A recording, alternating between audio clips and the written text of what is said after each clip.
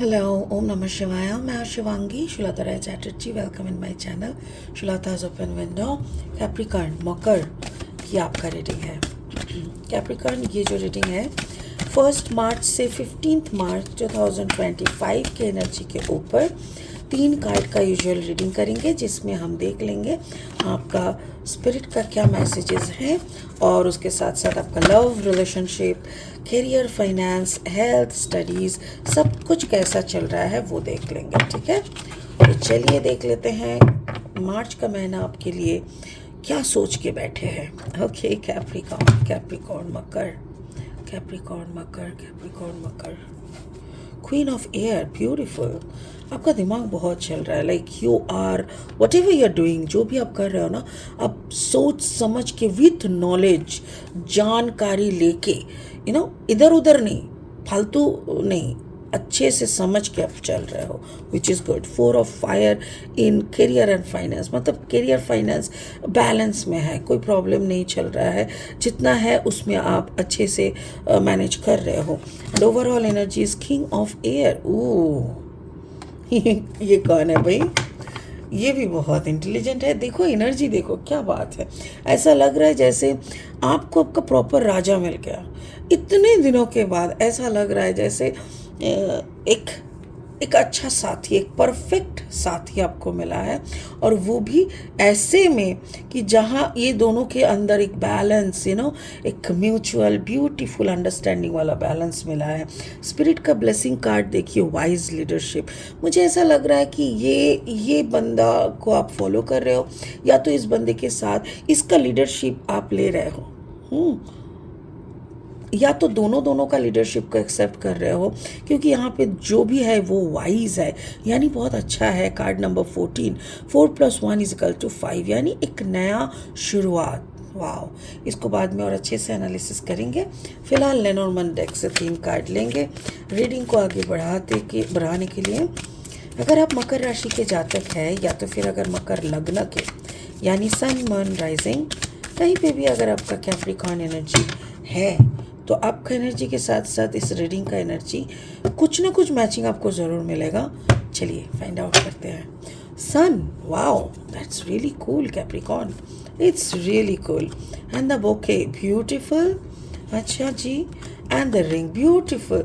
Okay, ये भी हो सकता है कि you are married already.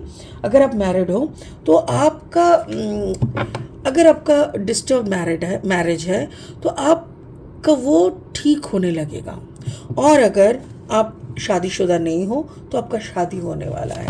Okay, और 3 कार्ड लेंगे हो रीडिंग को आगे बढ़ाने के लिए. कैप्रिकॉर्न, अगर आप नए हो मेरी चैनल पे, मुझे सुनते हुए आप एंजॉय करते हो, तो प्लीज़ मेरी चैनल को सब्सक्राइब करके ना बेल आइकन को दबा देना, ताकि आपके लिए बनाया हुआ सारे वीडियो आप तक टाइम पे पहुंच जाए. और अगर आप नए हो और मेरी कंटेंट भी आपको अच्छा लगता है, तो प्लीज़ इस कंटेंट को ना ज़्यादा से ज़्यादा शेयर कर देना.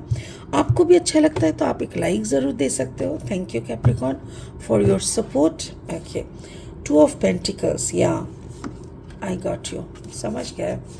And then the page of sword, and then the एक second, page of cups. Wow. Oh my god. मैं बताती हूँ. Let me off the AC. Yeah. Love life से शुरू करते हैं. देखो, queen of air, knowledge, wisdom, intelligency, sharpness, quite powerful एक लेडी. ठीक है, ये लेडी हो सकता है, आदमी भी हो सकता है. With the sun energy, sun energy मतलब with the almost beautiful blessing. Card number 31, 3 + 1 = 4, यानी स्टेबिलिटी. तो आप अपनी ज़िंदगी में अपनी तरफ जब देखते हैं ना, लोग कभी कभी हर वक्त क्या करते हैं, मिरर के थ्रू खुद को देखते हैं. बट आप अगर ध्यान में बैठ के खुद को देखोगे ना, तब अगर आपको सन दिखाई देते हैं कि yes, I am complete from my side, इसका मतलब होता है कि हम अपना नॉलेज बोलो, अपना विजडम, जो मुझे मालूम है कि वो सही है. जितना मैंने किया वो मुझे मालूम है उतना काफ़ी है. ये मतलब लोग मुझे क्या कहेंगे डजेंट मैटर, मुझे मालूम है I am fine, I am as bright as the sun. लोग मुझे अंधेरा बुलाए तो उन लोगों का प्रॉब्लम, उनको चश्मा दिलाओ, बट मुझे मालूम है कि मैं कितना रोशन वाला हूँ। मैं तो कंप्लीट हूँ, मेरे को तो खुद को लेके कोई प्रॉब्लम नहीं होता। हाँ, अगर कुछ चीज़ें मैं भूल जाती हूँ तो सब कोई भूलता है, इसमें कौन सी बड़ी बात है। तो this is a perfect attitude आपका है। बट कभी कभी क्या होता है ना, आप होते हुए भी कभी कभी कुछ चीज़ों पे आपका थोड़ा ये होता था, लाइक का मतलब क्या करूँ क्या ना करूँ ऐसा। तो ये अगर हम लोग, ये आपका पर्सनालिटी पहले मैं बोली, अब रिलेशनशिप वाइज बोल रही हूँ कि आपकी ज़िंदगी में दो रिश्ते थे या है। एक के ऊपर आप पागलों की तरह डिपेंड करते हो मेंटली या साइकोलॉजिकली, और एक के साथ आप वैवाहिक ज़िंदगी शायद बिताते हो।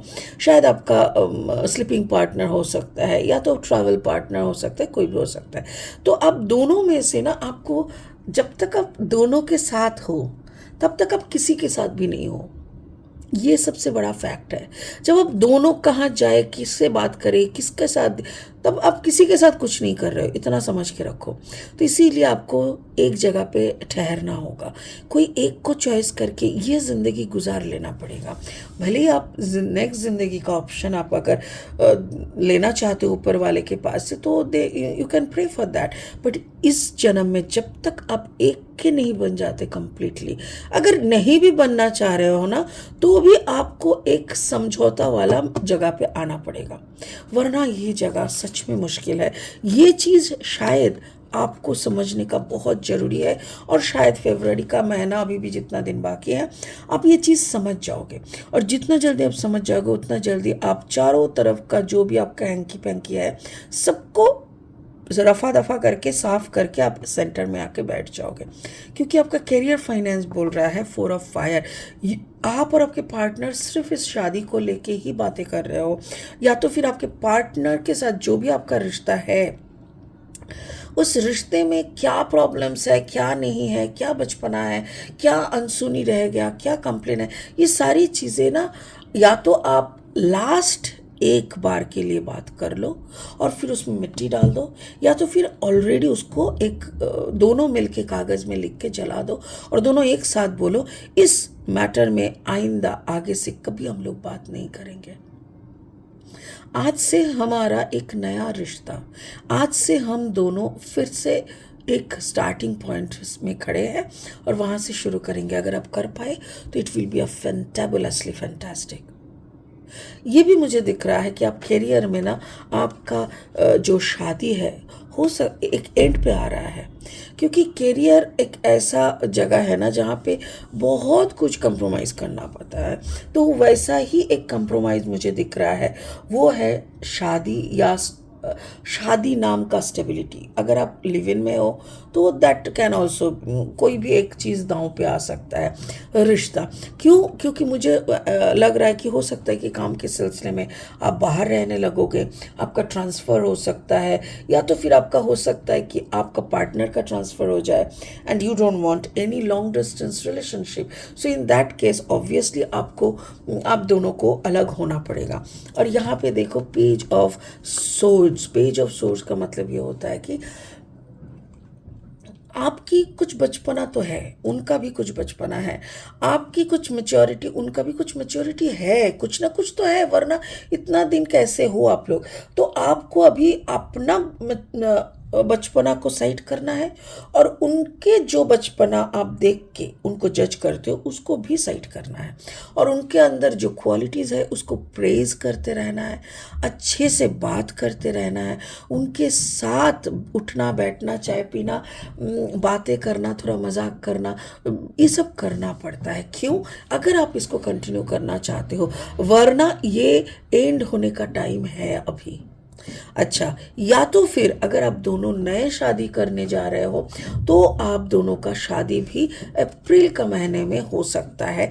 हो सकता है कि 9 अप्रैल हो या 5 अप्रैल हो, ऐसा कुछ, या 4 अप्रैल हो सकता है। तो ये कैरियर वाइज मुझे ऐसा लग रहा है, कैरियर के लिए आप शायद इस रिश्ते को एकदम साइड करके निकल जाने का भी सोच रहे हो।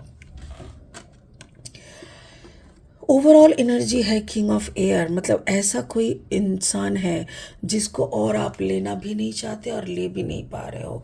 दैट वो उसका कॉम्बिनेशन हो सकता है Gemini, Libra, Aquarius, Cancer, Pisces, Scorpio, या Gemini, Libra, Aquarius, Cancer, Pisces, Scorpio, इन दोनों में है। और या और ये इंसान कैसा है ना, ये बहुत ज़िद्दी है, बहुत अजीब, मतलब एक पॉइंट अगर इसने पकड़ लिया उसी पे वो गाना गाता रहेगा गाता रहेगा। बट ये बहुत शार्प है, इसको मालूम है कि वो जानबूझ के ये करता है। पता है क्यों? क्योंकि उसको मालूम है कि आपके सिवा उसकी ज़िंदगी में और कुछ नहीं है, कोई नहीं है। Card number 25, 5+2 is 7। उसको मालूम है कि अगर आप उनके साथ है तो दैट इज़ हिज और हर ब्लेसिंग। उन लोगों का ये आशीर्वाद है, आशीर्वाद के कारण आप उनको मिले हो। ये आप हो और उनको आप इसीलिए मिले हो क्योंकि ये ऊपर वाले का आशीर्वाद है, उनके ज़िंदगी का कुछ प्रायश्चित है जो आपका भी है कर्मा, उसी को बैलेंस करने के लिए यह है। और इसीलिए बार बार बोल रहा है कि चीज़ें, पुरानी चीज़ें, ये ओल्ड थिंग्स, ओल्ड कहा सोनी जगरा सब एकदम मिट्टी डाल दो और नया सिलसिले से एक बार शुरू करने का कोशिश करो। अगर फिर से एक बार नया सिलसिले से शुरू करोगे तो ये रिश्ता आपको बहुत लंबा और बहुत ब्लेसिंग एनर्जी देगा, बहुत अच्छा एनर्जी में आपको रखेगा।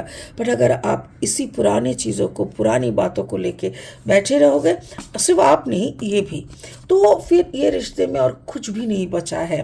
ठीक है। और अगर आप दोनों का नया शादी हो रहा है तो मैं आपको बताऊंगी कि आप दोनों कुछ दिन, शादी से पहले कुछ दिन थोड़ा सा बातचीत करना, निकलना, एक साथ थोड़ा टाइम स्पेंड करना कीजिए, क्योंकि ऐसा लग रहा है जैसे दोनों ही कुछ कुछ फ़ायदे देख रहे हो। लाइक आपको लग रहा है कि अरे वो बंदा डॉक्टर है या इंजीनियर है, उसका अच्छा खासा सैलरी है, अच्छा है, मर्सिडीज़ है, ये है वो है, ऐसा हो सकता है। और वो सोच रहा है अरे ये लड़की बहुत अच्छा दिखने में है, ये बहुत अच्छा कमाती है, अच्छा फैमिली बैकग्राउंड है, ये वो है। ये मतलब दोनों सिर्फ मटेरियलिस्टिक थॉट को ही देख रहे हो।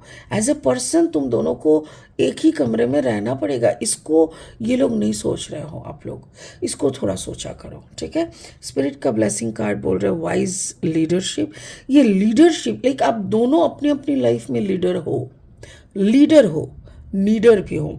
बट कॉम्प्लिकेटेड सिचुएशन में जब आओगे तो दोनों का लीडरशिप तो नहीं चलता ना, कोई एक ही लीडर बन सकता है। एक टीम में एक ही लीडर होता है, तो दोनों ही लीडर बनोगे तो कैसे चलेगा? उस चीज़ को वाइजली आपको देखना पड़ेगा कि किसमें अच्छा दम है। एक लीडर बन के ज़िंदगी भर दूसरे को फॉलो कराना, तो ये चीज़ आप दोनों को देख लेना पड़ेगा। स्पिरिट बार बार बोल रहा है कि वो कहते हैं ना कि दो मुंडी तो एक बॉडी का नहीं होता ना, तो दो लीडर एक टीम में नहीं हो सकता है। ठीक उसी की तरह इसको थोड़ा जज कीजिए, थोड़ा देखिए, थोड़ा टाइम स्पेंड कीजिए। किसी को भी कोई कमिटमेंट देने से पहले please go through the situation once more. ठीक है। आई होप आपने मेरी स्पिरिट का बात सब समझ गए होंगे। इसी के साथ इस रीडिंग को यहीं ख़त्म करते हैं। फिर मिलेंगे बहुत जल्दी बहुत इंटरेस्टिंग वीडियोस के साथ। तब तक के लिए ओम नमः शिवाय का जाप कीजिए। Thank you so much.